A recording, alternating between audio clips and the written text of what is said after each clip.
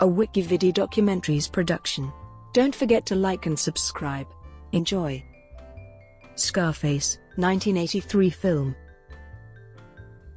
Scarface is a 1983 American crime film directed by Brian De Palma and written by Oliver Stone, a remake of the 1932 film of the same name. The film tells the story of Cuban refugee Tony Montana, who arrives in 1980s Miami with nothing and rises to become a powerful drug kingpin. The cast also features Michelle Pfeiffer, Stephen Bauer, Robert Loggia, and Mary Elizabeth Mastrantonio. Scarface was released on December 9, 1983, and was a box office success, grossing $44 million. Initial critical reception was negative, with criticism over excessive violence and profanity, and graphic drug usage. Some Cuban expatriates in Miami objected to the film's portrayal of Cubans as criminals and drug traffickers. In the years that followed, the film has received reappraisal from critics, considered by some to be one of the best crime films ever made, especially in the gangster genre. Screenwriters and directors such as Martin Scorsese have praised the film, which has been referenced extensively in pop culture, especially in rap and hip-hop music as well as comic books, TV and video games. The film has long since become a cult classic. Plot. In 1980, Cuban refugee and ex-con Tony Montana arrives in Miami, Florida as part of the Mariel boat lift, where he is sent to a refugee camp with his best friends, Manny Rivera, Angel, and Chi-Chi. The four are released and given green cards in exchange for assassinating a former Cuban government official at the request of wealthy drug dealer Frank Lopez. They become dishwashers in a diner, to Tony's disgust, proclaiming he was meant for bigger things. Frank's right-hand man, Omar Suarez, gives them a job: purchase cocaine from Colombian dealers, but the deal goes bad.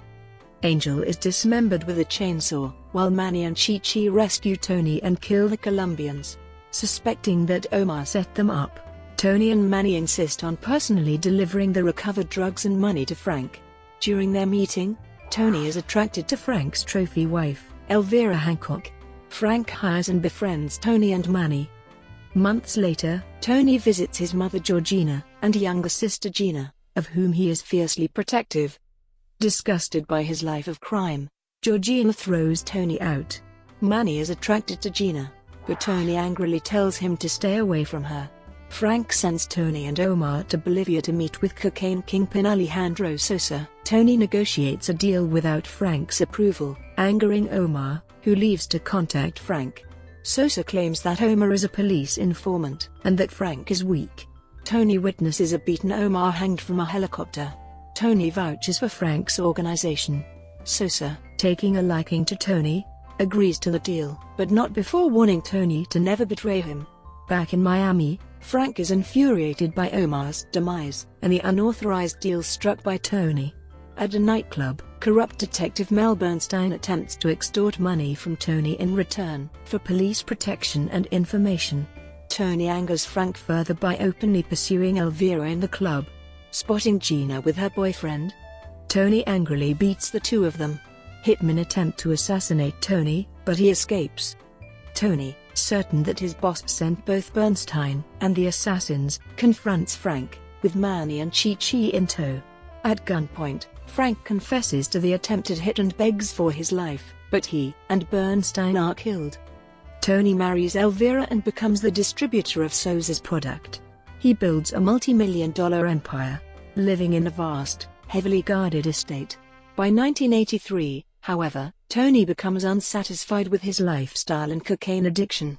His money launderer demands a greater percentage, while Manny resents Tony's growing paranoia and abusive treatment of Elvira. A sting by federal agents results in Tony being charged with tax evasion, with an inevitable prison sentence. Sosa offers to use his government connections to keep a desperate Tony out of prison, but only if Tony assassinates a journalist intending to expose Sosa. Later, Tony, during a public dinner, accuses Manny of causing his arrest and Elvira of being an infertile junkie, causing Elvira to leave him. He travels to New York City to carry out the assassination with Sosa's henchman, Alberto, who plants a bomb on the journalist's car. However, the journalist is unexpectedly accompanied by his wife and children. Disgusted, Tony kills Alberto and returns to Miami. An enraged Sosa calls Tony to promise retribution. Tony, at his mother's behest, tracks down Gina, who has secretly married Manny. After killing Manny, a distraught Tony returns to his mansion, where he begins a massive coke binge. While Sosa's men invade the mansion and kill Tony's men, a drugged Gina accuses Tony of wanting her for himself and attempts to kill him, but is slain by one of Sosa's men, who is in turn killed by Tony, with Tony's men all dead including Chi-Chi and assassins at the door. Tony turns a grenade launcher-equipped M16A1 on Sosa's men, mowing down many. Tony is repeatedly shot, but continues to taunt until he is fatally shot from behind by a shotgun blast. His limp body falls into a fountain below, in front of a statue reading, "The world is yours." Cast: Richard Belzer portrays the Babylon Club MC De Palma regulars Charles Durning, and Dennis Franz provided uncredited voiceover dubbing of the Immigration and Naturalization Service officers who interrogate Montana in the opening scene. Lana Clarkson appears as Manny's dance partner at the Babylon Club. Development: Scarface began development after Al Pacino saw the 1932 film of the same name at the Tiffany Theater while in Los Angeles. He later called his manager, producer Martin Bregman, and informed him of his belief in the potential for a remake of that film. Pacino originally wanted to retain the period piece aspect, but realized that, because of its melodramatic nature, it would be difficult to accomplish. Sidney Lumet became attached as the director, developing the idea for Montana to be Cuban arriving in America during the Mariel boat lift. Bregman and Lumet's creative differences saw Lumet drop out of the project. Lumet had wanted to make a more political story that focused on blaming the current presidential administration for the influx of cocaine into the United States, and Bregman disagreed with Lumet's views. Bregman replaced him with Brian De Palma, and hired writer Oliver Stone, later stating that it took only 4 phone calls to secure their involvement. Stone had seen the original 1932 Scarface, and didn't enjoy the film, so he initially rejected the offer. Only after he talked to Lumet was he convinced to accept the offer, since they agreed on transforming the film from a period piece to a contemporary film, saying, "Sidney had a great idea to take the 1930s American Prohibition gangster movie and make it into a modern immigrant gangster movie dealing with the same problems that we had then, that we're prohibiting drugs instead of alcohol. There's a prohibition against drugs that's created the same criminal class as created the mafia." Stone researched the script while battling his own cocaine addiction.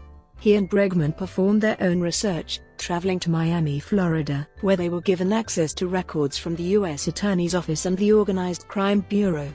Stone moved to Paris to write the script, believing he could not break his addiction while in the United States, stating in a 2003 interview that he was completely off drugs at the time. "Because I don't think cocaine helps writing.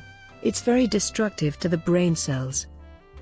Casting: Pacino insisted on taking the lead role as Tony Montana, although Robert De Niro had been offered it and had turned it down. Pacino worked with experts in knife combat, trainers, and boxer Alberto Duran to attain the body type that he wanted for the role. Duran also helped inspire the character, who had a certain lion in him, according to Pacino. Meryl Streep's immigrant character in Sophie's Choice also influenced Pacino's portrayal of Tony Montana. Bauer and a dialect coach helped him learn aspects of the Cuban Spanish language and pronunciation. Pfeiffer was an unknown actress at the time, and both Pacino and De Palma had argued against her casting, but Bregman fought for her inclusion. Glenn Close was the original choice for the role, while others were also considered, including Gina Davis, Carrie Fisher, Kelly McGillis, Sharon Stone, and Sigourney Weaver. Bauer got his role without even auditioning. During the audition process, casting director Alex Gordon saw Bauer and instantly noted that he was right for the role of Manny, a judgment with which both De Palma and Bregman agreed. He was the only actual Cuban in the principal cast. John Travolta was considered for the role. Filming: Pacino was injured during rehearsals for a gunfight after he grabbed the barrel of a prop gun which had just been used to fire several dummy bullets. His hand stuck to the hot barrel and he was unable to remove it immediately.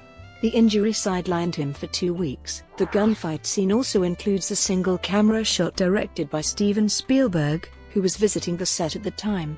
During filming, some Cuban Americans objected to the film's Cuban American characters being portrayed as criminals by non-Cuban American actors. To counter this, the film features a disclaimer during its credits stating that the film characters were not representative of the Cuban American community. The entertainment industry initially hated the film, with actress Liza Minnelli asking Pacino what he had done to leave the insiders subdued at a post-screening meal. However, during the meal, actor Eddie Murphy told Pacino that he loved the film. Despite its Miami setting, much of the film was actually shot in Los Angeles, as the Miami Tourist Board was afraid that the film would deter tourism with its depiction of the state as a haven for drugs and gangsters. Tony's opulent Miami mansion was portrayed by El Furides, a Roman-styled mansion in Santa Barbara, California. The picture was shot for 24 weeks from November 22, 1982 to May 6, 1983. The special effects were performed by Ken Pepiot and Stan Parks. Rating: Scarface was given an X rating in North America 3 times for extreme violence, frequent strong language, and hard drug usage. The restrictive rating was more associated with pornography at the time, and it both limited the number of cinemas willing to screen such a film and restricted promotional advertising, which would potentially adversely affect any box office takings. An early scene was singled out as the cause of the X rating, where Montagniers' associate Angel is dismembered with a chainsaw off-screen. De Palma made edits to the scene and resubmitted it to the Motion Picture Association of America, but was again given an X rating. He made further edits and resubmitted it from 3 to 5 times before refusing to further edit the film, telling Universal to either release it in its current form or fire and replace him with someone who would edit it. Universal opted to appeal the MPA's decision. Studio president Robert Reed attended the hearing, which was presided over by his friend MPA president Jack Valenti. Among those speaking on behalf of the film during the appeal were film critic Roger Ebert, the head of Florida's Broward County Organized Crime Division, and the head of a major theater chain named Alan Friedberg. MPA member Richard Hefner later admitted that he could have fought harder to retain the X rating, but he believed that Valenti did not support the decision, as he did not want to alienate the big film studios. The decision was overwhelmingly in favor of releasing the film with a less restrictive R rating. In response, De Palma argued that, if the latest version of the film was now considered an R, then his original version would also be rated R, rationalizing that the edits which he made were minor. The MPA told De Palma that only his latest edit would be certified as an R. De Palma believed that the changes were so slight that no one would notice if he released his original version anyway, which he ultimately did. Brought to you by WikiVidi Documentaries. Would you like to know more?